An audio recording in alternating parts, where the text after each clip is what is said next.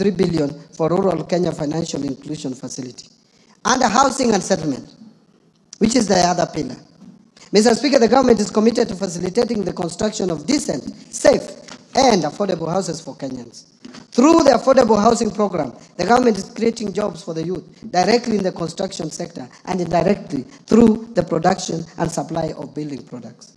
To continue supporting this initiative, I have proposed an allocation of 128.3 billion for the housing, urban development, and public works subsector. This includes 13.4 billion under the Kenya Urban Program, 64.5 billion for construction of affordable housing units, 10.5 billion for construction of social housing units, and 16.5 billion for social and fiscal infrastructure. Mr. Speaker, other proposed allocations to the housing, urban development, and public works interventions include 7.2 billion shillings for the Kenya Informal Settlement Improvement Project Phase 2, 3.5 billion for the construction of housing units for the National Police and the Kenya Prison, 500 million for building climate resilience of the Urban Poor Program, 184 million for construction of footbridges, and 454 million targeted to support construction of county headquarters. Mr. Speaker, to ensure the safety of Kenyans through compliance with building codes and standards, as well as other industry regulations, I have proposed an allocation of 2.6 billion for the regulation and development of the construction industry. I am aware members are aware, I know members are aware of the challenges we have had where collapsed buildings kill many, many Kenyans as a result of carelessness of various developers. Let me turn to universal health coverage. Mr. Speaker, access to quality and affordable health care through the universal health coverage program is central to this government. Towards this end, Mr. Speaker, I have proposed an allocation of Kenya shillings 138.1 billion, up from 123 billion in the current year's budget, to the health sector to support various activities and programs.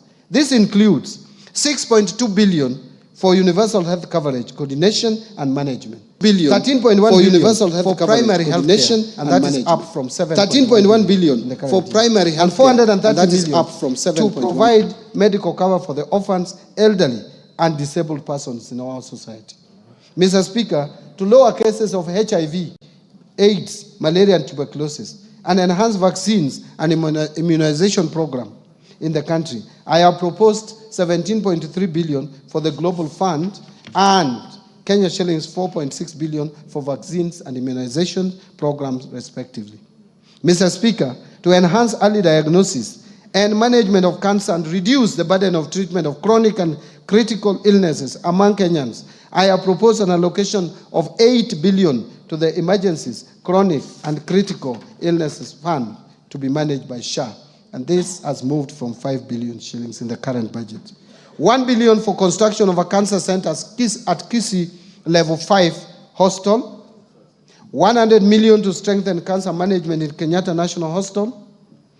And 100 million for expansion of comprehensive cancer treatment at Kenyatta University Teaching, Referral and Research Hospital. Mr. Speaker, to improve health service delivery, I have also proposed a sum of 42.4 billion for our referral hospitals, including Kenyatta National Hospital, Moi Teaching and Referral Hospital, Kenyatta University Teaching Referral and Research Hospital, Mwai Kibaki Teaching and Referral Hospital in Othaya, Jaramogi Oginga Odinga Teaching and Referral Hospital in Kisumu, and Madari National Teaching and Referral Hospital. Other locations include Kenya shillings 1.3 billion for the construction of Kenyatta National Hospital, Burns and Pediatrics Center.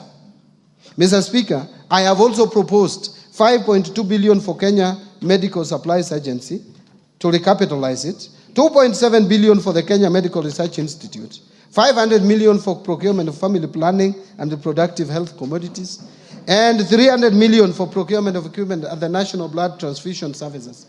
Further, to strengthen the capacity of medical personnel, I have also proposed an allocation of 4.3 billion for medical interns, 3.2 billion for community health promoters, 303 million for training of health personnel, and 8.9 billion for the Kenya Medical Training centers, KMTCs. On digital superhighway and creative economy, which is the other pillar of the better principle, the government continues to invest in digital superhighway to improve ICT infrastructure and expand internet access nationwide. The creative industry is a significant source of employment, particularly for the youth, and has the potential to address high unemployment rates through promotion of music, theater, graphic design, digital animation, fashion and craft, among others.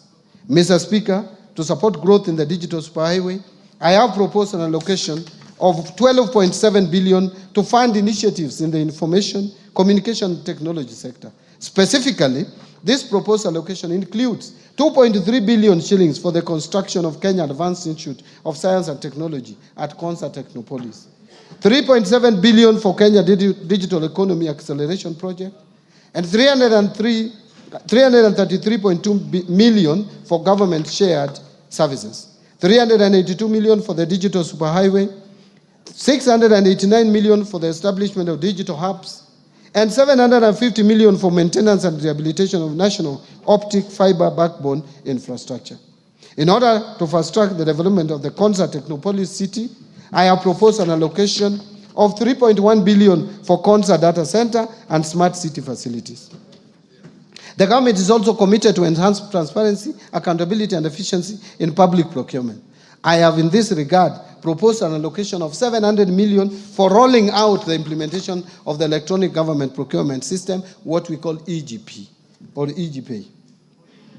EG procurement. Other key allocations to critical sectors supporting better include the following: investing in critical infrastructure.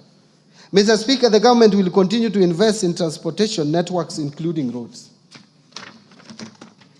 railways, and air travel, to reduce travel time and logistic costs, making markets more accessible and facilitating the movement of goods and people. Towards this end, I have proposed an allocation of 217.3 billion for development of roads across the country.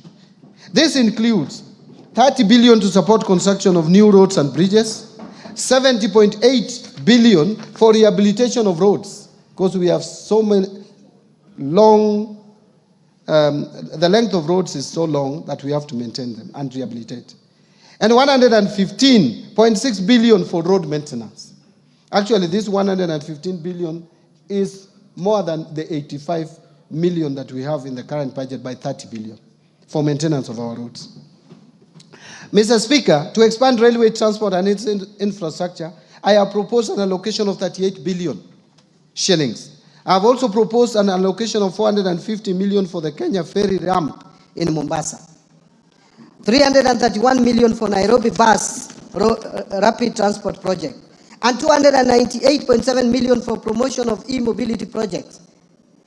To facilitate movement of goods and people in our inland waters, I have also proposed an additional 110.4 million for acquisition of ferries for Lake Victoria. Mr. Speaker, to scale up production of reliable and affordable energy, I have also proposed an allocation of 62.8 billion to cater for key energy interventions.